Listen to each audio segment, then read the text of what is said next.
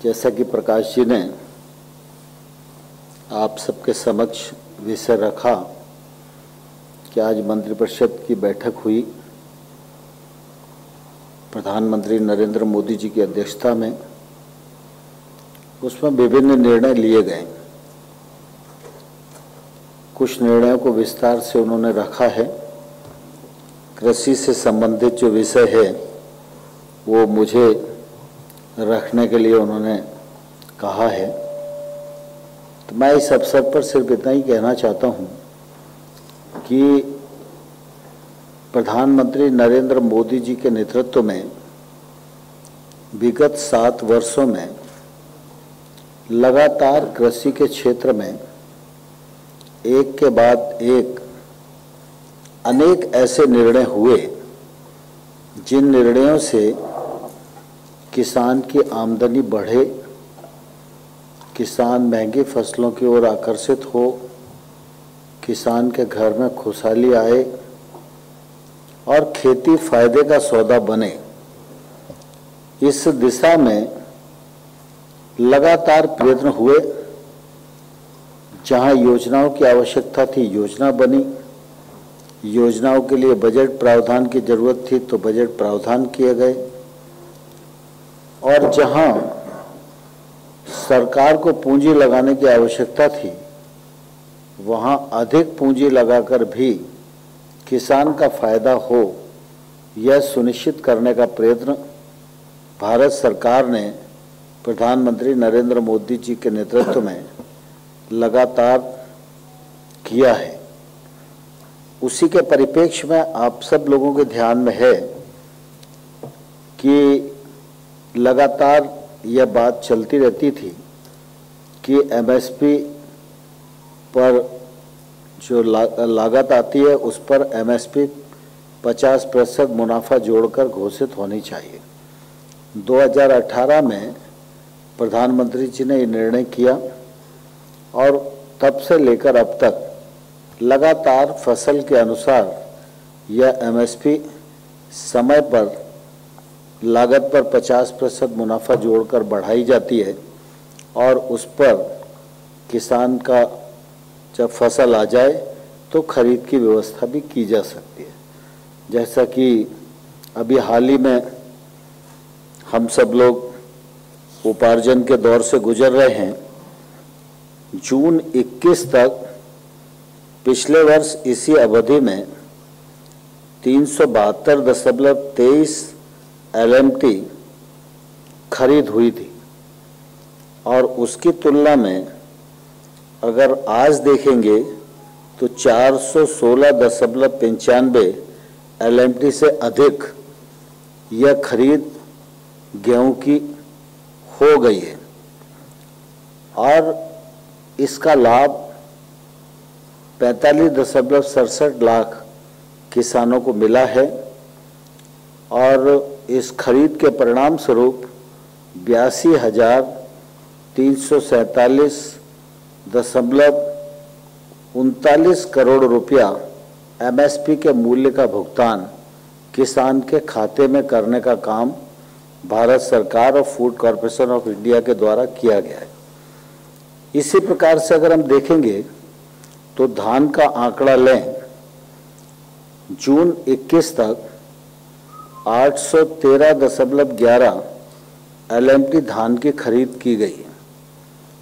पिछले वर्ष का अगर इसी समय का हम आंकड़ा देखें तो 736.36 लाख मीट्रिक टन था और इस बार जो धान की खरीद हुई है उसका लाभ 120 लाख से अधिक किसानों को मिला है और इसके परिणाम स्वरूप 1,53,515.20 करोड़ रुपए एमएसपी का भुगतान चावल उपार्जन के दृष्टि से किसान के खाते में देने का एक सफलतम प्रयत्न हुआ है।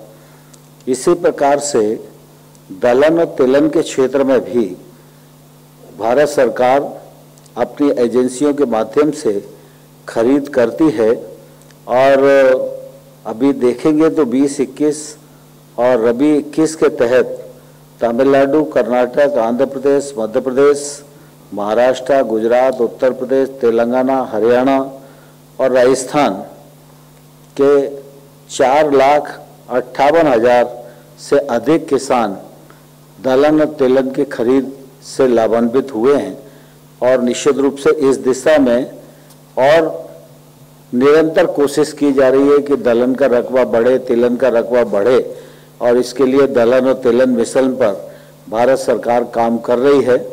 और मुझे पूरा विश्वास है कि जो प्रयत्न भारत सरकार के राज्य सरकारों के साथ मिलकर चल रहे हैं वो प्रयत्न सफल होंगे और अगले बार हमारा रकबा भी बढ़ेगा, उत्पादन भी बढ़ेगा, उत्पादकता भी बढ़ेगी और हम खरीद कर सकेंगे और जो आयात पर हमारी निर्भरता है उस निर्भरता से मुक्त होने की दिशा में अग्रसर होंगे। आज मंत्रिपरिषद की बैठक में प्रधानमंत्री जी की अध्यक्षता में खरीफ की फसलों का न्यूनतम समर्थन मूल्य घोषित करने का निर्णय हुआ है। मैं आपके सामने इसे रखने जा रहा हूं। धान जो सामान्य स्तर का है उसका भाव अभी 1868 रुपया था और अब 21-22 में ये 1940 रुपया हो गया। इसमें 72 रुपये प्रति कुंटल की बढ़ोतरी है जो 50% से अधिक है। ऐसे में सभी के आपके सामने रख सकता हूं, लेकिन सामान्य तौर पर अगर आप देखेंगे तो बाजरा जो 20-21 में 2150 रुपया था और बाजरा अब 2250 रुपया होगा। 100 रुपये की प्रति कुंटल की वृद्धि है। अगर प्रतिशत में देखेंगे तो ये 85% की बढ़ोतरी है। इसी प्रकार से अगर हम तूर में, अरहर की दाल में देखेंगे तो ये वृद्धि 62% है। उड़द की दाल में अगर देखेंगे तो ये वृद्धि 65% है। इसी प्रकार से ज्वार है, रागी है, मक्का है, मूंगफली है, सूरजमुखी है, कपास है, सभी के भाव निरंतर बढ़े हैं और सब 50% से अधिक हैं। ये टेबल आप सबके समक्ष पहुंचने वाली है। मैं थोड़ा सा आपका ध्यान इस दृष्टि से और आकर्षित करना चाहता हूं कि जैसे धान सामान्य ग्रेड का है। 2014 में जब हम लोग आए थे उस समय धान का भाव 1360 रुपया कुंटल था और आज एमएसपी की बढ़ोतरी, मोदी सरकार की नीतियां, उसके परिणाम स्वरूप यह 1940 रुपया कुंटल है।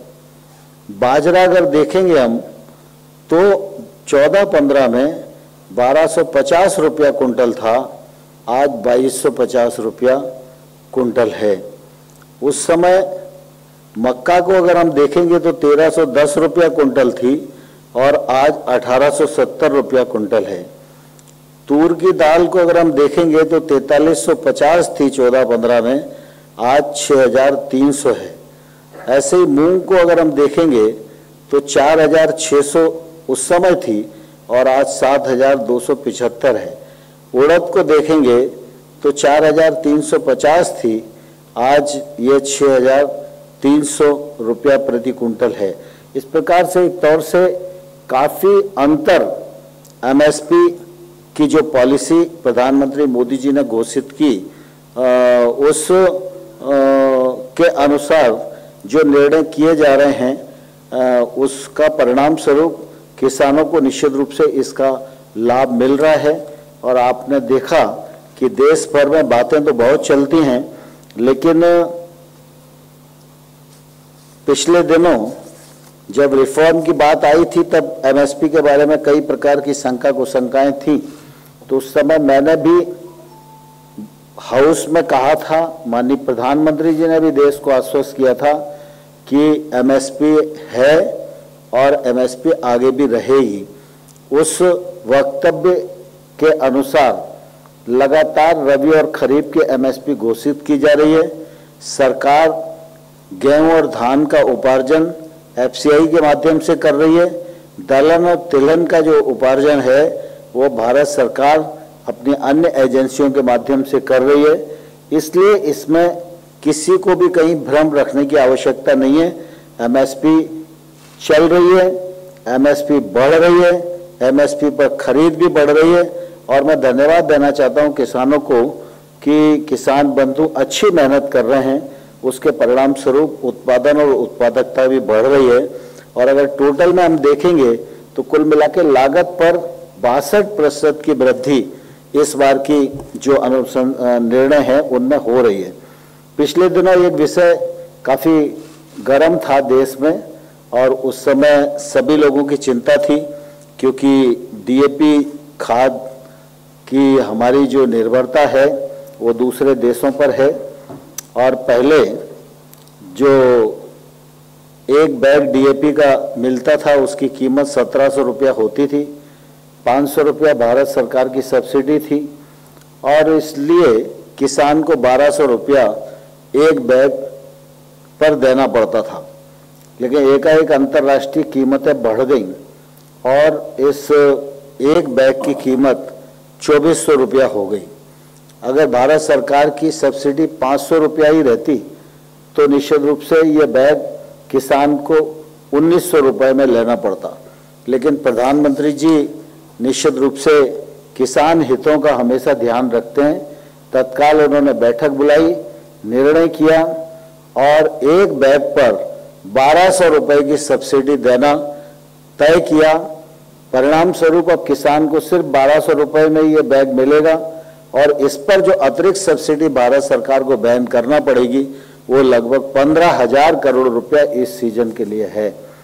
यही विषय मुझे आप सबके मध्य रखना था। आप सब ने मेरी बात को सुना, उसके लिए धन्यवाद। अगर कोई प्रश्न होगा तो जरूर माननीय प्रकाश जी समाधान करेंगे, मेरे लायक होगा तो मैं भी कुछ कहूँगा। We'll take some questions now. 52, 18, please go ahead.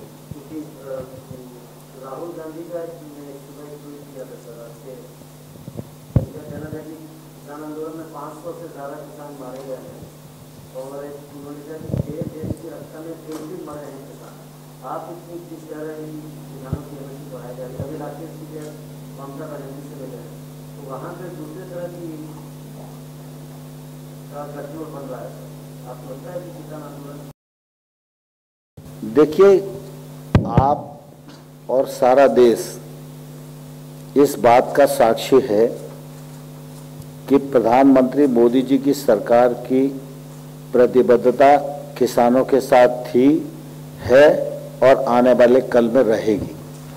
गत 7 वर्षों में किसान की आमदनी को बढ़ाने के लिए, खेती को समृद्ध करने के लिए जो निर्णय मोदी सरकार ने किए हैं वो अपने आप में अभूतपूर्व है, ऐतिहासिक है। उसका खंडन कोई भी करने की स्थिति में नहीं है। कृषि कानून देश की सभी राजनीतिक पार्टियां लाना चाहती थी लेकिन वो हिम्मत नहीं कर पाए।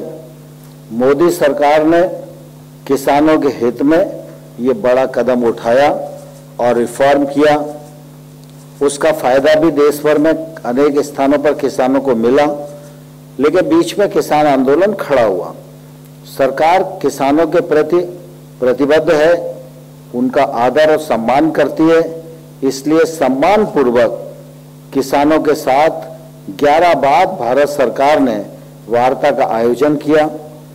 उनसे पूछा कि कानून में आपत्ति क्या है, कानून का कौन सा प्रावधान आपको किसानों के विपरीत लगता है, लेकिन इसका कोई जवाब न तो हाउस में किसी राजनीतिक दल के नेता ने दिया, न किसी किसान यूनियन के नेता ने दिया, इसलिए वार्ता आगे नहीं बढ़ सकी।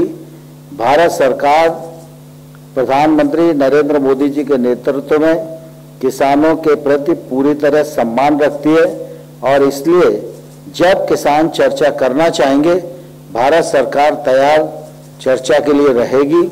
लेकिन हमने बार बार कहा है कि प्रावधान में आपत्ति है, वो आपत्ति तर्क के साथ आप बताइए, हम ससम्मान सुनेंगे भी और उसका निराकरण भी करेंगे।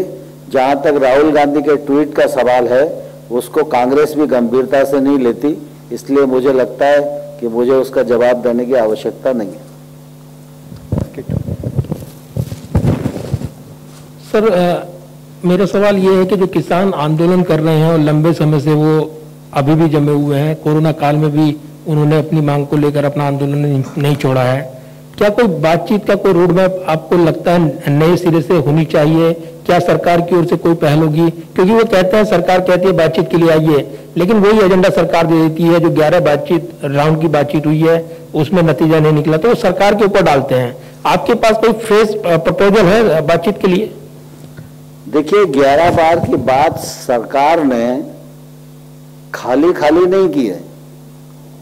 जब वो वार्ता के लिए आए तो हर बार हमने एक ठोस प्रस्ताव उनको दिया।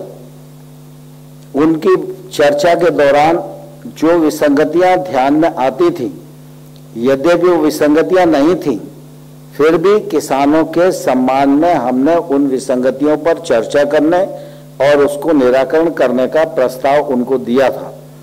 और जब वार्ता स्थगित हुई, उस दिन भी इस कानून को 1.5 साल तक स्थगित रखकर कमेटी बनाकर कानून पर विस्तार से किसान, विद्वान, अधिकारी सब मिलकर चर्चा करें और इस कानून में अगर आपको कोई खामी लगती है तो निश्चित रूप से हम उसका निराकरण करेंगे।